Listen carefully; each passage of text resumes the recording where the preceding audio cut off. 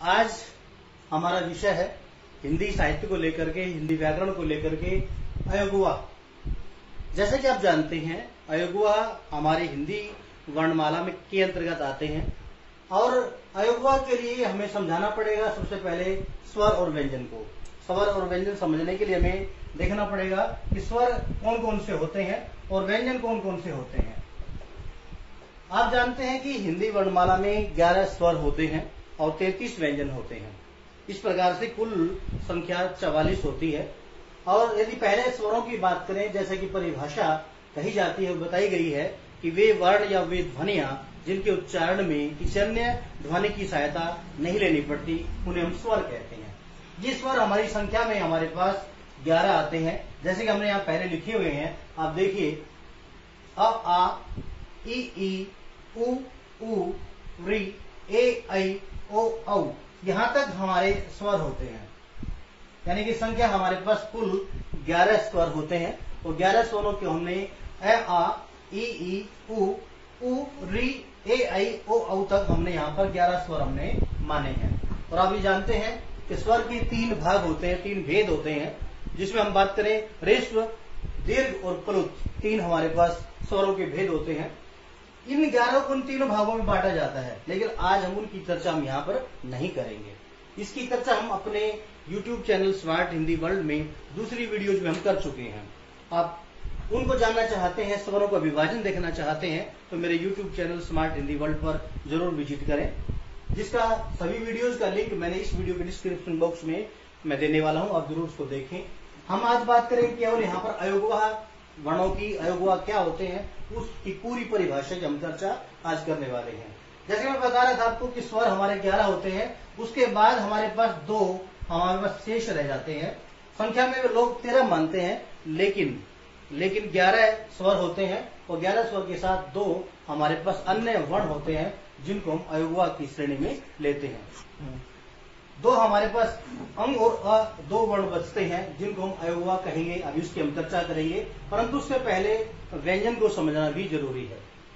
व्यंजन किसे कहते हैं कि वे वर्ण या वे ध्वनियां जो स्वरों की सहायता से बोली जाती हैं, अर्थात जिन ध्वनियों के उच्चारण में स्वरों की सहायता ली जाती है, उन्हें व्यंजन कहते हैं।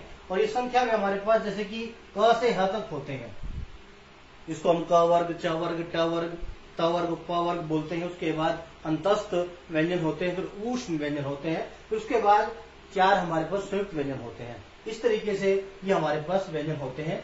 इसको समझाने के लिए हमने अलग से वीडियो बनाया हुआ है, आप जरूर मेरे उस वीडियो को भी देखें, मेरे YouTube चैनल पर जाकर के, स्मार्ट हिंदी वर्ल्ड पर। लेकिन फिर वापस लौटते हैं कि हमारा विषय, आज का अध्ययन विषय है, अध्यापन का विषय है अयोगवा। सबसे पहले मैं बता दूं उसका अर्थ क्या है, किस प्रकार से शब्द बना और शब्द के माध्यम से क्या कहने का प्रयास किया गया है। देखिए, ये शब्द हमारे पास अयोगवा है। अयोगवा को खंडित करते हैं, विभाजन करते हैं, शब्द विच्छेद करते हैं, संधि विच्छेद करते हैं। अ, योग और वा, अयोग वा, इनका अपने आप में अर्थ है। अ का अर्थ नहीं, योग का अर्थ है मेल या योग या जोड़, वाह का अर्थ है निर्वाह करना। मतलब यह है कि अयोग वा जो शब्द हमारे पास है, अ का अर्थ नहीं, योग का अर्थ मेल जोड़, वाह का अर्थ निर्वाह करना। अर्थात जो स्वयं की गणना या मेल या गिनती स्वर और व्यंजनों में नहीं करवाते, वो क्या कहलाते हैं, अयोगवा कहलाते हैं। अभिप्राय यह है कि स्वर और व्यंजनों में जिन 2 वर्णों की गिनती नहीं होती, जो हमारे पास अंग और अ दिए हुए हैं, यहाँ पर हमने अलग से लिखे हैं अंग और अ, जिन 2 वर्णों की अयोगवा जो कहलाते हैं, जिनके स्वर और व्यंजनों में एक तरह से गिनती नहीं करवाते या शामिल नहीं होते, या वे उक्त वर्णों में, उक्त का मतलब जो हमारे पास स्वर और व्यंजन है, उन संख्या में अपनी गिनती नहीं करवाते या शामिल नहीं होते, वो क्या कहलाते, अयोगवा। कहने का अभिप्राय यह हुआ कि जो अयोगवा वर्ण होते हैं, जैसे अंग और अ हमने यहाँ दिया, ये अपने आप में लगता तो है कि स्वरों के साथ दिए गए हैं, ऐसा लग रहा है कि स्वरों के साथ है, स्वरों के साथ गिनती होनी चाहिए, परंतु ये अपने आप में अलग होते हैं, क्योंकि ये स्वयं अपने रूप के साथ साथ अपने संकेत चिन्ह भी देते हैं। यदि हम आपको समझाना चाहें, यहाँ पर जो हमारे पास पहला अंग है, ये अपने आप में क्या है, बिंदु के द्योतक है। उसके बाद हमारे पास अ है, जो जिसमें 2 बिंदी लगी है, जिसको हम विसर्ग या कॉलन कहते हैं, अंग्रेजी में जिसे हम कॉलन कहते हैं। इसकी व्याख्या हम दोबारा भी करने वाले हैं। जैसे कि हम बता रहे थे आपको कि हमारे पास अयोगवा दो वर्ण होते हैं, अंग और अ। इनको पूर्ण रूप से व्याख्या करने के लिए हम पूर्ण तरह से आप समझाना चाहते हैं कि इस अंग जिसपे अनुस्वार लगा है, जिसपे बिंदी लगी है, इसके दो भाग होते हैं। इसके दो भाग होते हैं। हम आपको समझाएंगे कि पहले अंग जो बिंदु लगी है इसके दो भाग, पहला हम इसको कहेंगे अनुस्वार, दूसरा कहेंगे अनुनासिक। यानी कि अनुस्वार का चिन्ह है हमारे किसी भी शब्द के ऊपर जो बिंदी लगी होती है, बिंदु लगा होता है, उसे हम अनुस्वार कहते हैं। और किसी भी शब्द के ऊपर जो चंद्र बिंदु अर्धचंद्राकार रूप में और बिंदु के साथ में अर्धचंद्राकार रूप में जो लगा होता है चिन्ह, उसे हम कहते हैं अनुनासिक। इस प्रकार से अंग जो है, जो पहला हमारा अयोगवा वर्ण है, जिसको हमने दो भागों में बांटा, अनुस्वार और अनुनासिक। इस प्रकार से दो चिन्ह हमारे पास आ गए। दूसरा हमारे पास चिन्ह है अ, अर्थात अ के बाद में जो दो कॉलन लगे हैं, दो बिंदु लगी हैं, जिसे हम विसर्ग कहते हैं। विसर्ग कहते हैं यानी किसी भी शब्द के अंत में इस प्रकार से दो बिंदी लगी मिलेगी, उसे हम विसर्ग के रूप में, और उस उच्चारण के आधार पर उसमें अ या ह की आवाज आती है। हम इसको जैसे बता रहे हैं कि अयोगवा हमारे पास, क्योंकि पाठ्यक्रम के अनुसार भी अयोगवा हमारे पाठ्यक्रम में आते हैं, एनसीईआरटी द्वारा निर्धारित जो पाठ्यक्रम है उसमें भी आता है। इसके साथ साथ जो अलग अलग प्रकार की अनेक प्रतियोगिता परीक्षाएं होती हैं, वो चाहे सीटेट की हो, एचटेट की हो, नीट की हो, या एक तरह से नेट की हो, यूजीसी नेट की हो, उसमें भी इस तरह के प्रश्न कई बार आते हैं। इस तरह से आप लगातार इस प्रकार की वीडियो देखने के लिए मेरे यूट्यूब चैनल पर आप बार बार विजिट करें, बने रहें। जैसे कि मैं बता रहा हूं आपको कि हमने अंग को हमने दो भागों में बांट दिया, अनुस्वार और अनुनासिक। अब हमारे पास प्रश्न आता है कि पहले हम आपको अनुस्वार समझाएं कि अनुस्वार क्या होता है। हमने यहाँ पर परिभाषा समझाने के लिए आपको बताना चाहा है।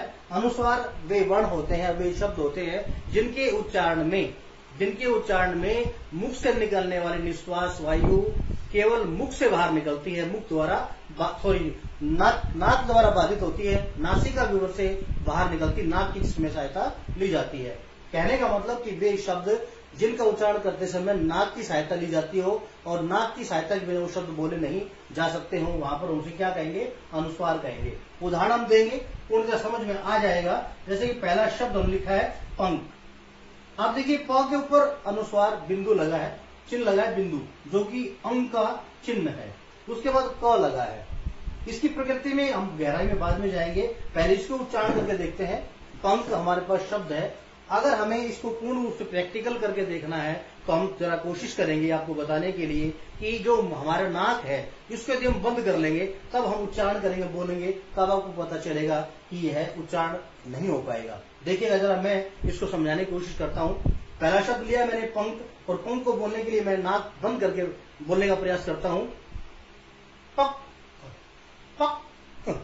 आपने सुना, देखा कि मेरे नाक फूल रही। इधर से फिर दिखाता हूँ, पक पक, अर्थात नाक की सहायता लेने के कारण यह उच्चरित नहीं हो पा रहा, क्योंकि नाक से वायु बाहर नहीं निकल पा रही है। नाक को हमने बंद कर लिया, इसलिए पंख अर्थात बिंदु अनुस्वार को बोलने के लिए नाक के मार्ग से, नासिका मार्ग से वायु बाहर निकलती है, इसलिए यहाँ पर अनुस्वार कहते हैं। इसी प्रकार आगे देखिए, रंग, हंस और चंद।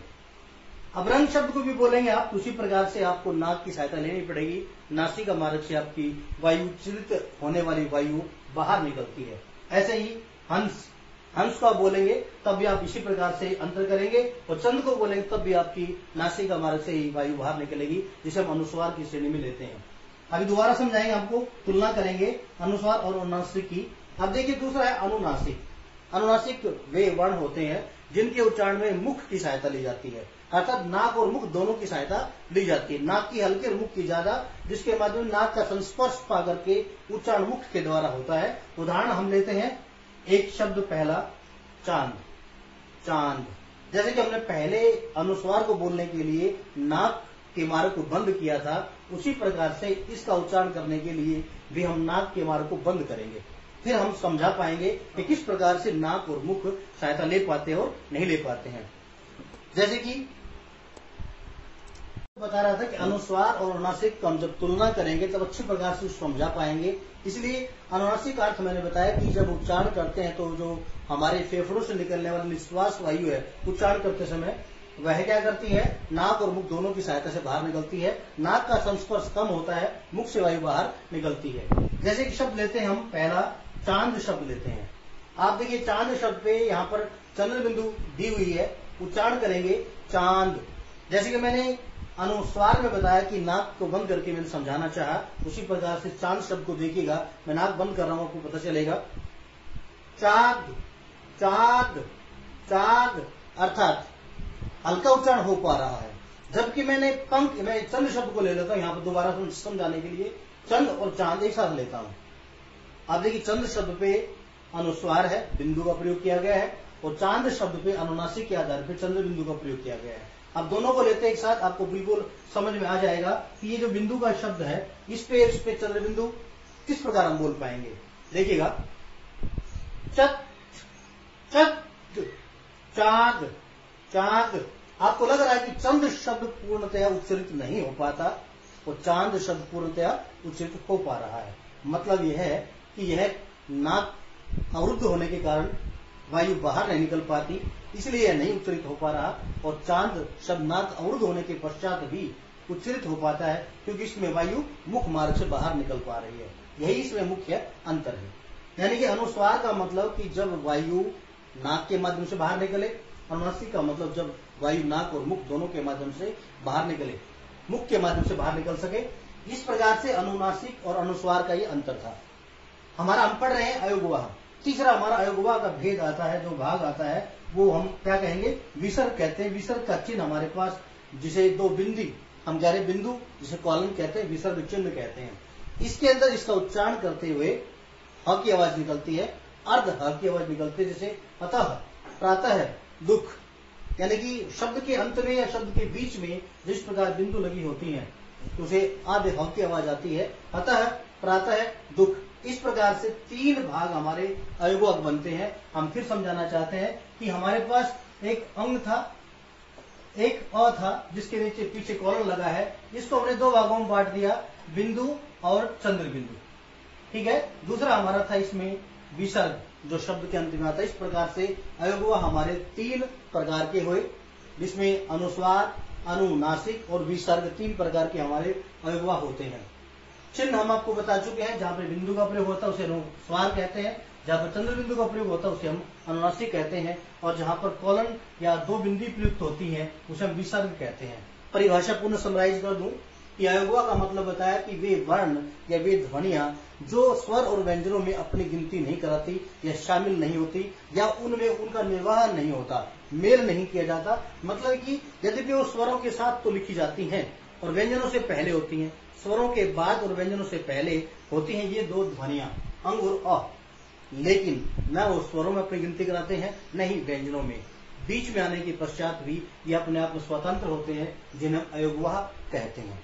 इस प्रकार से आज की इस वीडियो में मैंने समझाने का प्रयास किया है कि अयोगवाह क्या होते हैं। शायद आपको समझ में आ गया होगा। जरूर आप मेरे इस डिस्क्रिप्शन बॉक्स को देखें और टिप्पणी दें, कमेंट करें कि मैंने सही समझाया किस प्रकार से। धन्यवाद।